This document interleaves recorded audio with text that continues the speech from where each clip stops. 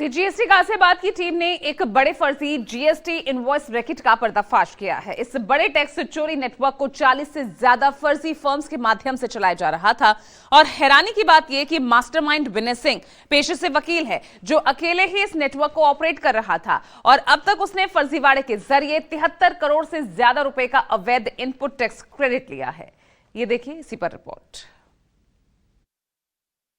40 fake कंपनियां, KYC दस्तावेजों में जालसाजी, फर्जी जीएसटी और टीडीएस पोर्टल और 410 करोड़ के फर्जी जीएसटी इनवॉइस। टैक्स चोरी का यह काला कारनामा किया है गाजियाबाद के एक शातिर वकील ने, जिसे खुफिया इनपुट के आधार पर सीजीएसटी टीम ने गिरफ्तार किया है, जिस पर 410 करोड़ रुपए के फर्जी जीएसटी इनवॉइस जारी करने का आरोप है। जांच में सामने आया है कि इस संगठित फर्जीवाड़े के जरिए 73 करोड़ 70 लाख का अवैध टैक्स इनपुट क्रेडिट यानी आईटीसी किया गया। इस बड़े टैक्स चोरी नेटवर्क का मास्टरमाइंड विनय सिंह पेशे से एक वकील है, जो 40 से अधिक फर्जी फर्मों के जरिए टैक्स फर्जीवाड़ा कर रहा था।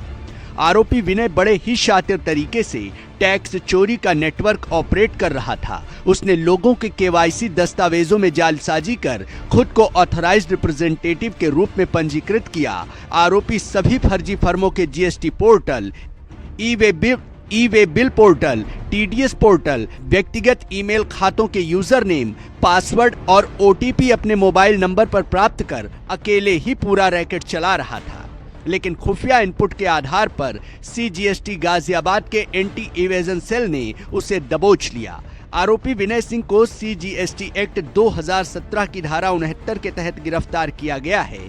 जांच टीम को आरोपी के पास से 410 करोड़ रुपए के फर्जी लेन देन के जीएसटी इनवॉइस मिले हैं और उसने 73 करोड़ से ज्यादा की धोखाधड़ी को अंजाम दिया है।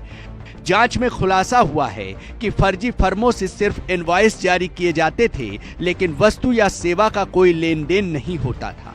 यानी एक एक इनवॉइस से सरकार को करोड़ों का नुकसान हो रहा था। इस फर्जी इनवॉइस से 410 करोड़ रुपए की लेन देन दिखाई गई थी।